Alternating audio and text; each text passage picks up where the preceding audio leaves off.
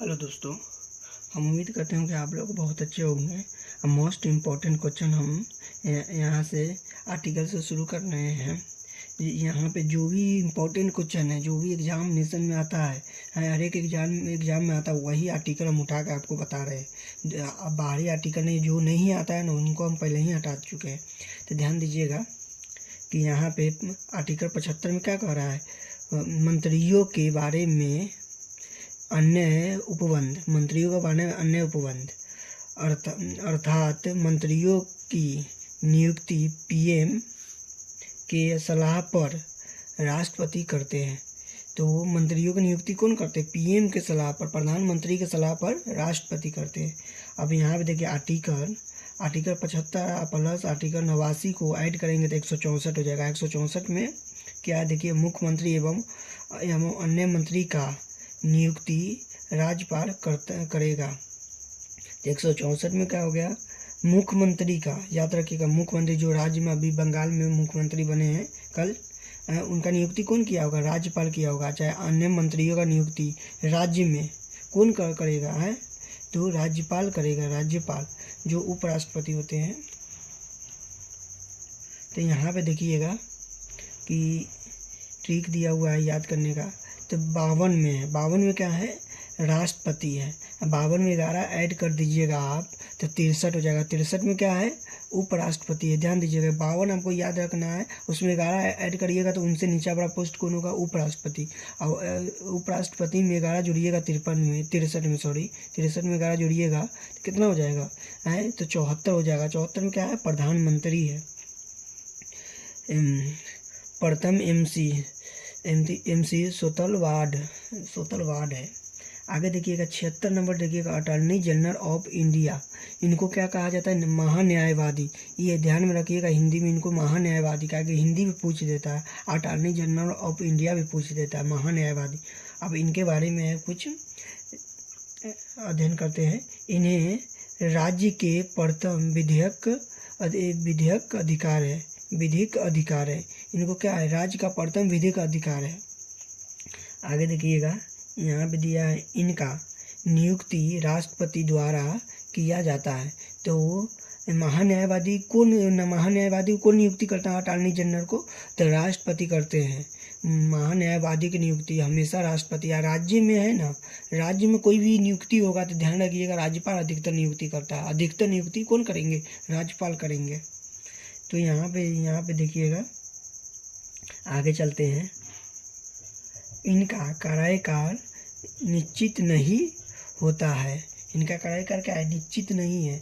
कितनों साल तक कर सकते हैं, कभी भी रिटायर हो सकते हैं। इनका कार्यकाल नहीं निश्चित है। जैसे प्रधानमंत्री, मुख्यमंत्री और नेता का कार्यकाल 5 वर्ष होता है, 6 वर्ष होता है, तो ऐसा ही इनका कार्यकाल निश्चित नहीं है। एक बात और अभी हम बता देते हैं कि अपने देश में एक नियम बनाया गया है कि कोई भी नेता हो, प्रधानमंत्री के पोस्ट पर बैठा हुआ है, उनका उम्र होता है ना, उम्र 75 वर्ष से ज़्यादा नहीं होना चाहिए, नहीं तो उनको इलेक्शन नहीं लड़ने दिया जाएगा। लेकिन इतिहास में कुछ ऐसे नेता हुए हैं जो 75 वर्ष से अधिक, 79 वर्ष, 80 वर्ष तक होने के बावजूद भी वह प्रधानमंत्री बने थे। जवाहरलाल नेहरू हो गए, कितने नेता हैं, दो चार नेता हैं जो बने हुए थे। अभी भी प्रधानमंत्री का शायद उम्र 75 वर्ष होने जा रहा होगा, चाहे पार क्रॉस कर चुका होगा, तभी वो प्रधानमंत्री है।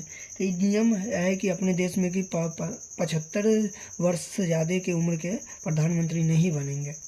आगे देखिएगा, इनका कार्यकाल राष्ट्रपति का प्रयत्न पर निर्भर करता है। तो इनका कार्यकाल किस पर निर्भर करता है? राष्ट्रपति के प्रसाद या प्रयत्न पर। तो राष्ट्रपति जो भी कराए देंगे, चाहे उनका जो भी वह बताएंगे वह उनको करना होगा। अटॉर्नी जनरल का जो भी काम है वो राष्ट्रपति से पूछ के करना होगा और उनको बताना होगा, रिपोर्ट करना होगा। ये नियम बताता है उनके बारे में। आगे देखिएगा, इनमें क्या है, यह संसद के सदन में भाग ले सकता है। मतलब कि यह संसद के सदन में भाग ले सकते हैं। एक बात और, यह संसद के कोई नई पार्टी नहीं रहते हैं, तभी भी यह भाग ले सकते हैं या संसद बैठा सकते हैं। अटॉर्नी जनरल कितना ताकत है। तो यहाँ पे नीचे पढ़िए क्या देता है, परंतु मतदान नहीं कर सकते हैं। तो यहाँ अटॉर्नी जनरल मतदान नहीं कर सकते, संसद में भाग ले सकते। जैसे संसद में कोई मीटिंग हो रहा है तो ये भाग ले सकते हैं, कोई बात नहीं है। ये संसद के वो नहीं है, मेंबर नहीं है, ये ध्यान रखिएगा। अटॉर्नी जनरल संसद के मेंबर नहीं है, लेकिन तभी वो भाग ले सकते हैं। ये क्वेश्चन मोस्ट VVI क्वेश्चन है, ये आता है। तो कौन है जो संसद के मेंबर नहीं है तभी भी भाग ले सकते हैं, चाहे संसद के मेंबर नहीं होने के बावजूद भी संसद बैठा सकते हैं। तो ये याद रखिएगा। आगे देखिए, यहाँ पे दिया हुआ है कि यह अनुच्छेद 88 में है। किस अनुच्छेद में? 88 में, 88 में बताया गया है। यह है ना, यह नियम 88 में 88 में बताया गया है। आगे चलते हैं। यहाँ पे 76 प्लस 89 राज्य का महाधिवक्ता, राज्य का महाधिवक्ता कितना में? 165 में। राज्य का महाधिवक्ता 165 में, कितना में? 165 में। आगे देखिए, यहाँ पे 77 बता रहा है। आर्टिकल 77 आपको क्या बता रहा है? केंद्र सरकार के कार्यों की संरचना का चर्चा, मतलब केंद्र सरकार जो भी कार्य कर रहा है उनका कार्य का संरचना है। 77 में कितना है? 77 केंद्र सरकार के कार्यों की संरचना है। जो भी कार्य कर रहा है उनका संरचना करके विस्तार करके बताता है। संरचना मतलब विस्तार है ना, वह विस्तार करके बताता है। चाहे वह राष्ट्रपति के रिपोर्ट करे, चाहे कोई कोर्ट में बोला जाए, सुप्रीम कोर्ट में तो रिपोर्ट करे, तो वही के 77 क्या कहता है? तो केंद्र सरकार के कार्यों का संरचना बताता है, चर्चा है, उसमें चर्चा किया गया है। तो आगे देखिए 78, आर्टिकल 78 PM का यह कर्तव्य होगा, PM का यह कर्तव्य होगा कि संसद के कार्यवाही की जानकारी राष्ट्रपति को दें। मतलब कि PM के यह कर्तव्य है कि कोई भी कार्य कर रहे हैं तो उनको राष्ट्रपति को रिपोर्ट करना होगा। ये 78 में 78 में आर्टिकल 78 में बोला गया है। अगर नहीं रिपोर्ट करते हैं तो वह गलत है, उन पर आरोप चाहे नियम के तहत उन पर कार्रवाई भी हो सकता है। तो उनको रिपोर्ट करना होगा राष्ट्रपति। जैसे कि कहूँ भी जा रहे हैं तो उनको राष्ट्रपति को रिपोर्ट करना होगा कि हाँ हम यह देश में जा रहे हैं, समझे। आप देखते हैं कि आर्टिकल 79 में क्या है? संसद है, संसद के बारे में। 79 में सीधा याद रखिएगा संसद के बारे में। 80 में राज्यसभा के बारे में। 81 में लोकसभा का। मोस्ट VVI क्वेश्चन है, ये तीनों पूछता है। त्रिमूर्ति कहाँ पे है, कौन आर्टिकल में है? तो यहाँ पे है क्या? 89, 79, 80, 81। तो 79 में सबसे छोटा है संसद हो गया है, उससे बड़ा 80 में कितना? राज्यपाल हो गया। और 81 में हो गया लोकसभा। 81 में क्या हो गया? लोकसभा। आगे चलते हैं। मोस्ट VVI क्वेश्चन सब एग्जाम में आता ही आता है, नहीं आने का कोई सवाल नहीं है। यहाँ पे देखिएगा, आप लोगों को आर्टिकल 79 प्लस 89 कितना हो गया? 168। 79 प्लस 89 168 हो गया। तो क्या होगा? विधानमंडल का गठन, विधानमंडल का गठन किया गया। 168 में कितना है? क्या है? विधानमंडल होता है जो उनका गठन किया गया है। क्या किया है? गठन किया गया है। आगे देखिए 80 प्लस 89 कितना हो गया? 80 प्लस 89 169। 169 में क्या है? विधान परिषद का गठन, विधान परिषद का मतलब 168 में है, मतलब 168 में है विधानमंडल का गठन। 169 में है विधान परिषद। ये मंडल है, ये परिषद है, तो मंडल 68 हो गया। एक और ऐड करिएगा 69 में विधान परिषद का गठन है, उससे बड़ा। आगे देखिएगा 81 प्लस 89 170 है। 170 में किसका गठन किया गया है? तो विधानसभा का गठन, विधानसभा का गठन। अब मोस्ट VVI क्वेश्चन आप देख रहे होंगे कि VVI है ही, पढ़ने ही से पता चल जाता है। 71 में क्या है? विधान परिषद की संरचना है। मतलब कि एक तरफ से 68 में होगा विधानमंडल, 69 में होगा विधान परिषद, 70 में होगा विधानसभा, विधानसभा में आएंगे ना। और उसके बाद 71 में होगा विधान परिषद का संरचना है। क्या है? संरचना है। आगे देखिएगा, आगे देखिएगा यहाँ पे 82 नंबर क्या बोलता है? प्रत्येक गणना के बाद सीटों का, प्रत्येक गणना के बाद सीटों का समायोजन 10 लाख जनगणना पर एक संसद की व्यवस्था है।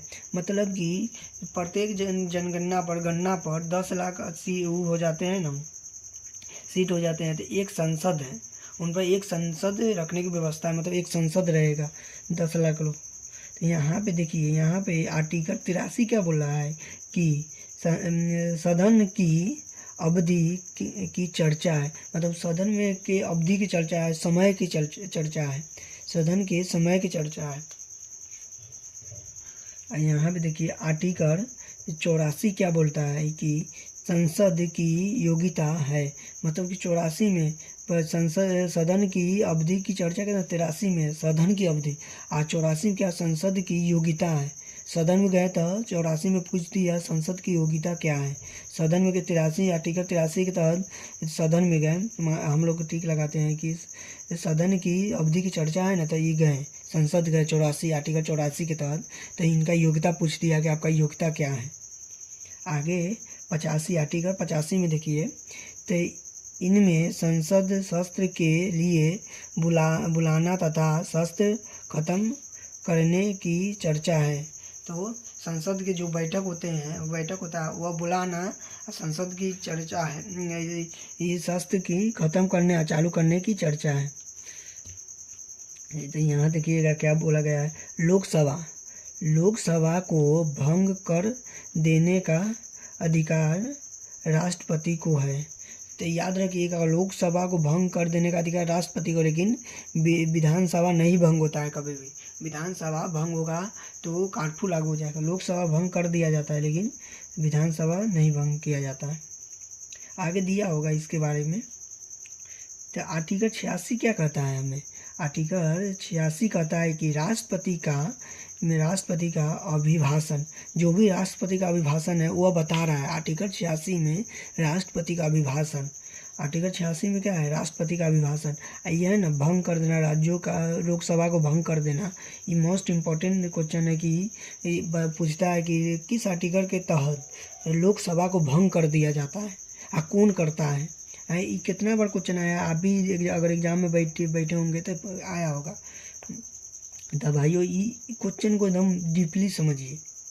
तो यहाँ पे 77 क्या, आर्टिकल 77 बोलता है कि राष्ट्रपति का विशेष अभिभाषण। तो 76 में राष्ट्रपति का अभिभाषण, जो अभिभाषण है ये में विशेष अभिभाषण, एक ऊपर चले जाइएगा आर्टिकल 87 में चले जाइएगा, तो विशेष अभिभाषण है, राष्ट्रपति का है लेकिन विशेष अभिभाषण है। 88 में चलते हैं, महान्यायवादी यह संसद का सदस्य नहीं है। तो देखिए हम आगे आपको बताए थे कि महान्यायवादी संसद का सदस्य नहीं है। यहाँ पे दिया हुआ है महान्यायवादी यह संसद का सदस्य नहीं है, फिर भी यह संसद के कार्यवाही में भाग ले सकते हैं, परंतु मतदान नहीं कर सकते। तो ये हम आपको बताए थे, यह संसद के सदस्य नहीं है फिर भी उनमें भाग ले सकते हैं, और वह कार्यवाही में भाग ले सकते हैं, और लेकिन मतदान वो नहीं कर सकते हैं, मतदान उनको करने का परमिशन नहीं है।